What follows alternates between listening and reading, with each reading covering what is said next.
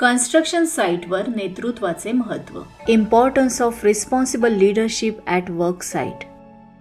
Construction साइटवर म्हणजेच बांधकामाच्या ठिकाणी सगळी कामं कंत्राटदाराच्या देखरेखीखाली केली जातात. कामं यशस्वीपणे पूर्ण होणं ही कंत्राटदाराची जबाबदारी असते. म्हणूनच त्यांच्याकडे नेतृत्व करण्याची क्षमता असणं आवश्यक आहे.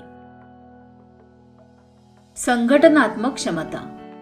टीमला योग्य मार्गदर्शन करणे, वेळोवेळी योग्य माहिती देणे, टीम बरोबर संवाद साधणे, त्यांना काम करण्यास प्रोत्साहन देणे ही कुशल नेतृत्वाची लक्षणं आहेत.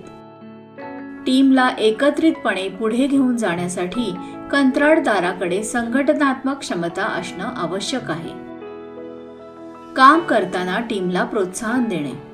यासाठी व्यवस्थित काम करणाऱ्या कामगाराचं कौतुक करावं, त्यांचा दृष्टिकोन सकारात्मक राहण्यासाठी प्रयत्न करावे आणि मिळून मिसळून काम करण्यासाठी कामगारांना प्रोत्साहन द्यावं. कामाच्या ठिकाणी सुरक्षा व्यवस्थापन. एका दृष्टीने साइटची सुरक्षा कंत्राटदाराच्या हातात असते. सगळे कामगार कामाच्या ठिकाणी सुरक्षा नियमांचे पालन करत आहेत की नाही, सुरक्षा उपकरणांचा योग्य वापर केला जातोय की नाही, या सर्व गोष्टी कंत्राटदाराने लक्षपूर्वक पाहिल्या पाहिजेत. समस्या निराकरण क्षमता म्हणजेच प्रॉब्लेम सॉल्व्हिंग स्किल्स. एखादी समस्या निर्माण झाल्यास वेळीच दखल घेऊन लवकरात लवकर समस्येचे निराकरण करण्याची क्षमता कंत्राटदारांमध्ये असली पाहिजे. आपत्कालीन परिस्थितीत त्यांना कामगार, साइट आणि स्वतःला सुरक्षित ठेवता आलं पाहिजे. कन्स्ट्रक्शन साइटवर साधन सामग्रीची देखरेख.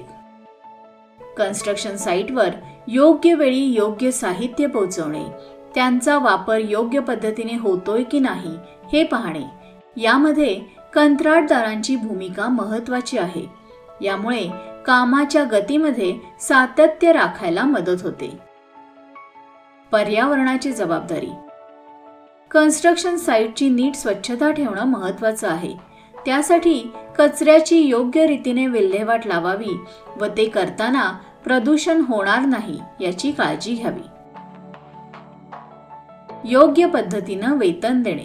कामगारांना त्यांच्या कामानुसार योग्य वेळी योग्य वेतन द्यावं. समान पदावर काम करणाऱ्या सर्व कामगारांना समान वेतन दिलं जाईल अशी व्यवस्था करावी. चांगला टीम लीड होण्यासाठी या सर्व गोष्टी लक्षात घ्या आणि साइटवरील काम सुरळीतपणे पूर्ण करण्याचा प्रयत्न करा.